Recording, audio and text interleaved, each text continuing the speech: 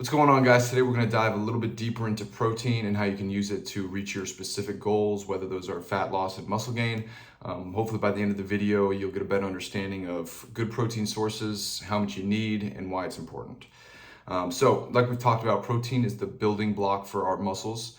And it's going to help with muscle repair and growth, especially after workouts. And that's why I recommend to get at least 30 grams of protein within an hour of your workout, because it's going to be essential for recovering and also fueling some extra growth.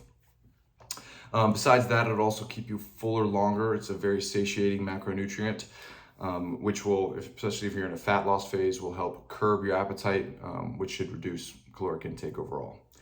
But a good rule of thumb, like we talked about, is get 1 gram per pound of body weight. So if you weigh 150 pounds, your protein goal for the day should be at least 150 grams of protein per day. So here are some easy, high protein sources. Chicken breast, which is one of my favorites, super easy. One thing that I do basically every week, when I'm doing my meal prepping for the week, I have this big crock pot and I'll get the biggest thing of chicken that they sell at the supermarket. I'll throw all of it into the crock pot, set it on, and then after a couple hours, you come back and shred it up with all the seasonings and everything that I do beforehand. And then I throw it in the fridge, and I have easy protein that I can just throw in the microwave and heat it up at any point, or mix it in with my meals and things like that, or plan my meals around it. Super easy, quick, doesn't take a ton of time, and basically it cooks, and you don't even not a ton of cook time as well. Another one, eggs or egg whites. Of course, egg whites are just, they remove the yolk, and so it's basically just pure protein. Greek yogurt, cottage cheese. Man, I can't speak. Cottage cheese, and also protein shakes, like we've talked about. So a lot of times people are like, man, I'm constantly on the go, and I find myself not snacking on some of the best things. Some good go-to or to-go protein sources. Protein bars, of course, and a lot of these things you don't want to overdo. These are just things to supplement throughout the day if you have to. But because there's just a lot of them are going to be processed. But protein bars, of course, are an easy source. Low-fat string cheese, low fat to reduce some of the calories that you're getting from it, but it's going to be very high in protein.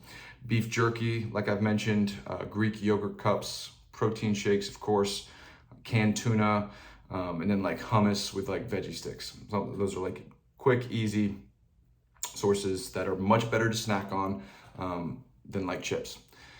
For muscle gain, of course, protein is going to be vital. It's going to help support that muscle repair and growth, which will lead to increased strength and also lean muscle mass. And for fat loss, high protein is going to be just important to help maintain the muscle mass that we have while you're in a calorie deficit. And this is crucial because you want to lose fat, but you don't want to lose muscle. And there's a big difference between the two. So for aiming to build muscle, I think I mentioned it in the last video, we're aiming about 30% of your calories are going to be going towards protein. And then for fat loss, you can increase it up to 40%, which is going to ensure that that high protein is going to help prevent any muscle loss when you're in that calorie deficit. And remember, about 1 gram of protein per pound of body weight is a solid target.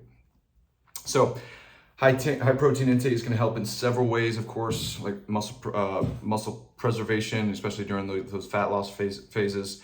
Satiety, so it's going to keep us fuller longer and reducing our overall calorie intake, and also it's going to boost your metabolism. Your gut, it takes more energy to break down protein, and that's why it fills you up for longer. And so it's going to overall increase your metabolic rate, which is going to help aid fat loss as well. And I know it might seem overwhelming at first to hit these protein goals. It's gonna be like, wow, I've never eaten this much protein in my life. But I promise it gets easier, especially with planning. And just really try to include a protein source with every meal and snack throughout the day.